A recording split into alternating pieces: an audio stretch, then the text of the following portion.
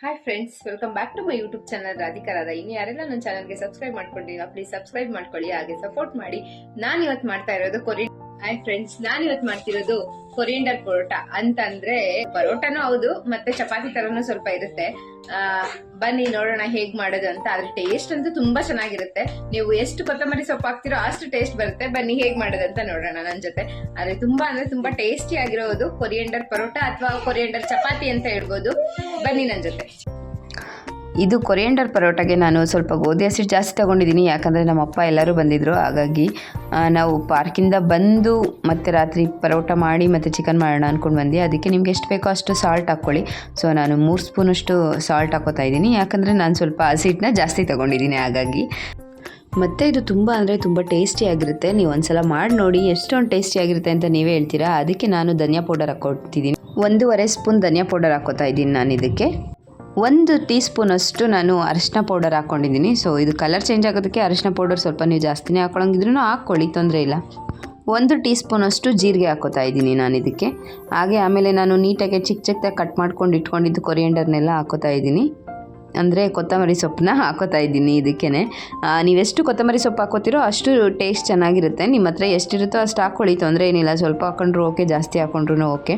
But ನಾವು ಇದಕ್ಕೆ ಮೆಂತ್ಯ ಸೊಪ್ಪು ಕೂಡ ಯೂಸ್ ಮಾಡ್ಬೋದು. ನೀರು ಹಾಕೊಂಡು ಕಲಿಸ್ಕೊಳ್ಳೋದಕ್ಕೂ ಮುಂಚೆ ನಾವು ಹಾಕಿರೋ ಇಂಗ್ರೀಡಿಯೆಂಟ್ಸ್ ಎಲ್ಲ ಮಿಕ್ಸ್ ಮಾಡ್ಕೊಳ್ಳಿ ನೀಟಾಗಿ ಹಸಿಟ್ಟೊಳಗಡೆ. ಅದಾದಮೇಲೆ ನಾವು ನೀರು ಹಾಕ್ಕೊಳ್ಬೇಕಾಗುತ್ತೆ. ನೀಟಾಗೆಲ್ಲ ಮಿಕ್ಸ್ ಆದಮೇಲೆ ಇವಾಗ ಅರಿಶಿನ, ಕೊರಿಯಂಡರ್ ಪೌಡರು, ಅದೆಲ್ಲ ಉಪ್ಪು ಎಲ್ಲ ನೀಟಾಗಿ ಮಿಕ್ಸ್ ಆಗಬೇಕು. ಹಾಗಾಗಿ ಅದಕ್ಕೂ ಮುಂಚೆನೇ ಎಲ್ಲ ನೀಟಾಗಿ ಮಿಕ್ಸ್ ಮಾಡಿಕೊಂಡು ಅದಾದಮೇಲೆ ನೀರು ಹಾಕ್ಕೊಂಡು ಕಲಿಸ್ಕೋಬೇಕಾಗುತ್ತೆ. ಬಟ್ ಇದನ್ನು ನಾವೆಷ್ಟು ನೀಟಾಗಿ ಹದವಾಗಿ ಮಿದ್ಕೋತೀವೋ ಅಷ್ಟು ಚೆನ್ನಾಗಿ ಪರೋಟ ಬರುತ್ತೆ. ಸೊ ಇದು ಪರೋಟ ಅಂತ ಹೇಳ್ತಾರೆ, ಯಾಕಂದರೆ ನನ್ನ ಫ್ರೆಂಡ್ ಇದನ್ನು ಪರೋಟ ಅಂತ ಹೇಳ್ಕೊಟ್ಟಿದ್ದು, ಅವಳು ನನಗೆ ರೆಸಿಪಿ ಹೇಳ್ಕೊಟ್ಟಿದ್ದು. ಹಾಗಾಗಿ ನಾನು ಅದನ್ನು ಪರೋಟ ಅಂತ ಕರಿತೀನಿ. ಬಟ್ ನನಗೆ ಅದೇನೋ ಪರೋಟ ತಿಂದಂಗೆ ಏನು ಫೀಲ್ ಆಗಿಲ್ಲ, ನಾರ್ಮಲಾಗಿ ಚಪಾತಿ ತಿಂದಂಗೆ ಫೀಲ್ ಆಯಿತು ತಿಂದಾದ್ಮೇಲೆ. ಸೊ ಅವ್ರ ಮನೇಲಿ ಮಾಡಿದ್ದೂ ಅಷ್ಟೇ ನಾರ್ಮಲಾಗಿ ಅದು ಚಪಾತಿ ಥರನೇ ನನಗೂ ಅನ್ನಿಸ್ತು. ಬಟ್ ಟೇಸ್ಟ್ ತುಂಬ ಚೆನ್ನಾಗಿತ್ತು ಅಷ್ಟೇ, ಡಿಫ್ರೆಂಟಾಗಿತ್ತು ಟೇಸ್ಟು. ಹಾಗಾಗಿ ಇದಕ್ಕೆ ನೀವು ಕೂಡ ಚಿಲ್ಲಿ ಕೂಡ ಕಟ್ ಮಾಡ್ಕೊಂಡು ಚಿಕ್ಕದಾಗಿ ಹಾಕ್ಕೋಬೋದು. ನನ್ನ ಮಗ ತಿನ್ನೋದ್ರಿಂದ ನಾನು ಚಿಲ್ಲಿ ಹಾಕ್ಕೊಂಡಿಲ್ಲ. ಹಾಗೆ ನಾನು ಇದಕ್ಕೆ ಕರ್ಡ್ ಹಾಕ್ಕೊಂಡು ಕಲಿಸ್ಕೊತೀನಿ ಫಸ್ಟು, ಯಾಕಂದರೆ ಅದು ಸಾಫ್ಟಾಗಿ ಬರುತ್ತೆ ಕರ್ಡ್ ಹಾಕ್ಕೊಂಡು ಕಲಿಸೋದ್ರಿಂದ. ಆದರೆ ಪರೋಟ ಸಾಫ್ಟಾಗಿ ಬರುತ್ತೆ. ಹಾಗಾಗಿ ನಾನು 1/4 ಲೀಟ್ರ್ ಕರ್ಡನ್ನ ಹಾಕ್ಕೊಂಡು ಕಲಿಸ್ಕೊತಾ ಇದ್ದೀನಿ. ನಾನು ಆಲ್ಮೋಸ್ಟ್ 1/4 ಲೀಟರ್ ಕರ್ಡು ಫುಲ್ ಹಾಕ್ಕೊಂಡೆ. ಅದನ್ನು ಸ್ವಲ್ಪ ಹಾಕ್ಕೊಂಡು ನೀವು ಕಲಿಸ್ಕೊಳ್ಳೋದ್ರಿಂದ ಅದು ನೀಟಾಗಿ ಹಿಟ್ಟನ್ನ ಮಿದ್ಕೊಳ್ಬೇಕಾದ್ರೆ ನೀಟಾಗಿ ಎಲ್ಲ ಮಿಕ್ಸ್ ಆಗುತ್ತೆ. ಹಾಗಾಗಿ ಅದಾದಮೇಲೆ ನೀವು ಸ್ವಲ್ಪ ನೀರು ಹಾಕ್ಕೊಂಡು ಕಲಿಸ್ಕೋಬೇಕು ಹಿಟ್ಟನ್ನ. ಸೊ ಎಷ್ಟು ನೀಟಾಗಿ ನಾವು ನೀರು ಹಾಕ್ಕೊಂಡು, ಎಷ್ಟು ಅಂದರೆ ಸ್ವಲ್ಪ ತುಂಬಾ ಸಾಫ್ಟು ಬೇಡ, ಅಂದರೆ ತುಂಬ ತೆಳ್ಳಗೂ ಕಲಿಸ್ಕೋಬಾರ್ದು, ತುಂಬ ಗಟ್ಟಿಗೂ ಕಲಿಸ್ಕೋಬಾರ್ದು. ಒಂದು ಮೀಡಿಯಮ್ ಸೈಜ್ನಲ್ಲಿ ಮೀಡಿಯಮ್ ಇದರಲ್ಲಿ ಕಲಿಸ್ಕೋಬೇಕು. ಹಾಗೆ ಸ್ವಲ್ಪ ನೀರು ಹಾಕ್ಕೊಂಡು ನೀವು ಎಷ್ಟು ಚೆನ್ನಾಗಿ ಮಿದ್ಕೋತೀರೋ ಅಷ್ಟು ಚೆನ್ನಾಗಿ ಬರುತ್ತೆ ಸಾಫ್ಟಾಗಿ. ಮತ್ತು ಇನ್ನೊಂದೇನೆಂದರೆ, ನನಗೆ ಚಪಾತಿ ಮಾಡೋದ್ರಲ್ಲಾಗಲಿ ಪರೋಟ ಮಾಡೋದ್ರಲ್ಲಾಗಲಿ ಇಷ್ಟ ಇಲ್ದಲೇ ಇರೋ ಕೆಲಸ ಅಂದರೆ ಹಿಟ್ಟು ಮಿದಿಯೋದು. ನನಗೆ ಎಷ್ಟೊಂದು ಸಲ ಅನಿಸುತ್ತೆ ಹಿಟ್ಟು ಮಿದಿಯೋದು ಯಾವುದಾದ್ರೂ ಒಂದು ಮಿಷಿನ್ ಬರಬೇಕಾಗಿತ್ತು ಅಂತ. ನನಗೇನಕ್ಕಂತ ಗೊತ್ತಿಲ್ಲ, ಹಿಟ್ಟು ಮಿದಿಯೋದಂದರೆ ಇಷ್ಟ ಇಲ್ಲ. ಬೇಕಾದ್ರೆ ಚಪಾತಿ ಎಲ್ಲ ಒತ್ತೋದು ಅದನ್ನೆಲ್ಲ ಮಾಡ್ತೀನಿ, ಹಿಟ್ಟು ಮಿದಿಯೋದಂದರೆ ಆಗಲ್ಲ. ನಾನು ಎಷ್ಟೊಂದು ಸಲ ಒಬ್ರಿಗೆ ಏನಾದರೂ ಮಾಡಬೇಕು ಅಂತಂದರೆ ಅದನ್ನು ಮಿಕ್ಸಿಗೆ ಹಾಕ್ಕೊಂಡಿರ್ತೀನಿ. ಅಂದರೆ ಏನೋ ಗೊತ್ತಿಲ್ಲ, ಹಿಟ್ಟು ಮಿದಿಯೋದಂದರೆ ನನಗೆ ಇಷ್ಟನೇ ಆಗೋದಿಲ್ಲ. ನಿಮಗೂ ಯಾರಿಗಾದ್ರೂ ಹಂಗೆ ಫೀಲ್ ಇದೆಯಾ? ಹಾಗೆ ನಾನು ನೀರು ಹಾಕ್ಕೊಂಡು ಎಲ್ಲದನ್ನು ನೀಟಾಗಿ ಕಲಿಸ್ಕೊಂಡೆ. ಈ ಥರ ಶೆಲ್ಫೆಲ್ಲ ನೀಟಾಗಿ ಕ್ಲೀನ್ ಮಾಡಿಕೊಂಡು ಶೆಲ್ಫ್ ಮೇಲೆ ಈ ಥರ ಚಪಾತಿ ಇದನ್ನು ಮಿದ್ಕೊಳ್ಳೋದ್ರಿಂದ ಬೇಗ ಕೂಡ ಮಿದ್ಕೊಬೋದು.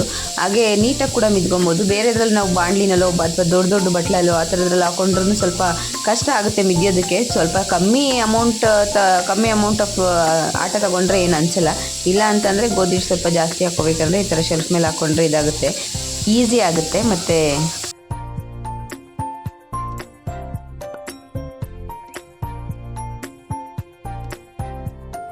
ಫೈನಲಿ ಒಂದು ಅದಕ್ಕೆ ತಂದೆ ಮಿದ್ದು. ನನಗೆ ಆ್ಯಕ್ಚುಲಿ ಇದಕ್ಕೆ ಹೇಳೋದು, ನನಗೆ ಇದನ್ನು ಮಿದ್ಯೋಕ್ಕಂದರೆ ಗೋಧಿ ಹಸಿಟ್ಟನ್ನ ಇಷ್ಟ ಆಗಲ್ಲ. ಇವನ್ ಮೈದಾ ಆದರೂ ಅಷ್ಟೇ, ಇದನ್ನಾದರೂ ಅಷ್ಟೇ. ನನಗೆ ಮಿದ್ಯೋಕ್ಕೆಲ್ಲ ಇಷ್ಟ ಆಗಲ್ಲ. ಬೇಕಾದ್ರೆ ತಟ್ಕೊಡಿ ಅಥವಾ ಅರ್ಧಕೊಡಿ ಚಪಾತಿನ ಅಂದರೆ ಅರ್ಧಕೊಡ್ತೀನಿ, ಆದರೆ ಇದನ್ನು ಮಾಡೋದಕ್ಕೆ ನನಗೆ ಇಷ್ಟ ಆಗಲ್ಲ. ಸೊ 2 ಪಾರ್ಟಿಷನ್ ಮಾಡಿಕೊಂಡು ಅದರಲ್ಲೂ ಮಿದ್ಯೋಕ್ಕೆ ಸ್ಟಾರ್ಟ್ ಮಾಡಿದೆ. ಸೊ ನಾವೆಷ್ಟು ಇದನ್ನು ನೀಟಾಗಿ ಮಿದ್ಕೋತೀವೋ ಅಷ್ಟು ಚೆನ್ನಾಗಿ ಬರುತ್ತೆ, ಅಷ್ಟು ಸಾಫ್ಟಾಗಿ ಬರುತ್ತೆ ಪರೋಟ. ಹಾಗಾಗಿ ನೀಟಾಗಿ ಮಿದ್ಕೋಬೇಕು ಇದನ್ನು ಫಸ್ಟು ನಾವು. ಈ ಟೈಮ್ನಲ್ಲಿ ಸ್ವಲ್ಪ ಆಯಿಲ್ ಹಾಕ್ಕೊಂಡು ನಾವು ಮಿದ್ಕೋಬೇಕು, ಅಂದರೆ ಆಯಿಲ್ ಹಾಕ್ಕೊಳ್ಳೋದ್ರಿಂದ ಸಾಫ್ಟಾಗಿ ಬರುತ್ತೆ. ಹಾಗಾಗಿ ನಾನು ಚಪಾತಿ ಮಿದಿಬೇಕಾದ್ರೆ ಆಯಿಲ್ ಯೂಸ್ ಮಾಡಲ್ಲ. ಸೊ ಇದು ಪರೋಟಾಗೆ ಅಂತ ಅಂದ್ಬಿಟ್ಟು ನಾನು ಸ್ವಲ್ಪ ಆಯಿಲ್ ಹಾಕ್ಕೋತಾ ಇದ್ದೀನಿ. ಇದು ಚಪಾತಿ ಥರನೇ ಬರುತ್ತೆ, ಪರೋಟ ಅಂತ ಏನು ಫೀಲ್ ಆಗಲ್ಲ ನಿಮಗೆ. ಎಳೆಯಾಗಿ ಬಂದು ಅದು ಮೈದಾದಲ್ಲಿ ಮಾಡಿದ್ರೆ ಮಾತ್ರ ನಮಗೆ ಪರೋಟ ಅಂತ ಅದು ಫೀಲ್ ಆಗೋದು. ಸೊ 2 ಪಾರ್ಟಿಷನ್ ಮಾಡ್ಕೊಂಡಿದ್ದೀನಿ, ಎರಡಕ್ಕೂ ಕೂಡ ಸ್ವಲ್ಪ ಆಯಿಲ್ ಹಾಕ್ಕೊಂಡು ಮಿದ್ಕೊಂಡೆ ಚೆನ್ನಾಗಿ.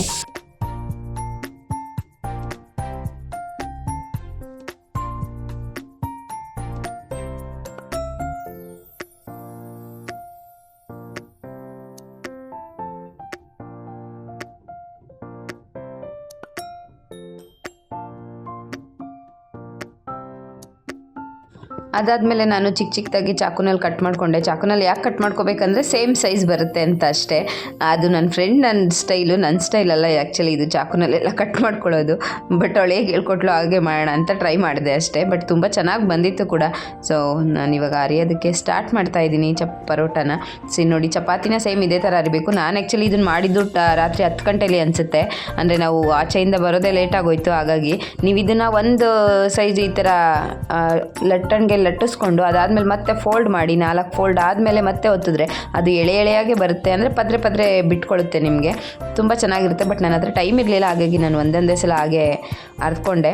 ಮತ್ತು ನನ್ನ ಹಸ್ಬೆಂಡ್ ಇದನ್ನು ಸುಡ್ತಾ ಇದ್ದಾರೆ ಪರೋಟನ. ನೋಡಿ ಚೆನ್ನಾಗೇ ಬರುತ್ತೆ ಆ್ಯಕ್ಚುಲಿ, ಟೇಸ್ಟ್ ಕೂಡ ತುಂಬ ಚೆನ್ನಾಗಿರುತ್ತೆ ಮತ್ತು ಸಾಫ್ಟಾಗಿ ಕೂಡ ಬರುತ್ತೆ. ಅದು ಇದನ್ನು ಚಿಕನ್ ಗ್ರೇವಿ ಜೊತೆ ಅಂತೂ ಮಸ್ತಾಗಿರುತ್ತೆ. ನನಗಂತೂ ಫೇವ್ರೇಟ್ ಇದು ಚಿಕನ್ ಗ್ರೇವಿ ಜೊತೆ ಚಪಾತಿ ತಿನ್ನೋದಂದರೆ. ನೋಡಿ ಎಷ್ಟು ಸಾಫ್ಟಾಗಿ ಬರುತ್ತೆ ಅಂತ ತೋರಿಸ್ತೀನಿ. ನಾವು ಮುಷ್ಟಿಲಿ ಹಿಡಿದು ಈ ಥರ ಅದ್ಮಿದ್ರೆ ಒಂದು ಮುಷ್ಟಿ ಆಗುತ್ತೆ. ಇದು ಪರೋಟನ ಚಪಾತಿನ ಅಂತ ಹೇಳೋಕ್ಕಾಗಲ್ಲ, ಬಟ್ ತುಂಬ ಅಂದರೆ ತುಂಬ ಟೇಸ್ಟಿಯಾಗಿರುತ್ತೆ.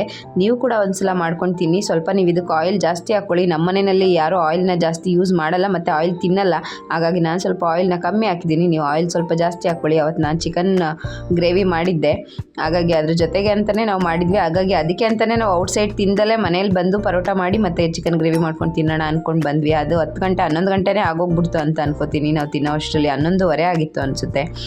ಸೊ ತುಂಬ ಅಂದರೆ ತುಂಬ ಟೇಸ್ಟಿಯಾಗಿರುತ್ತೆ. ಮಾಡ್ಕೊಳ್ಳಿ, ತಿನ್ಕೊಳ್ಳಿ. ನನ್ನ ಮಗ ಅಂತೂ ನಾನು ವೀಡಿಯೋ ಮಾಡೋಕ್ಕೂ ಬಿಡ್ತಾಯಿಲ್ಲ, ಕಿತ್ಕೊಂಡು ತಿನ್ನೋಕೆ ಹೋಗ್ತಾವನೆ. Thank you for watching.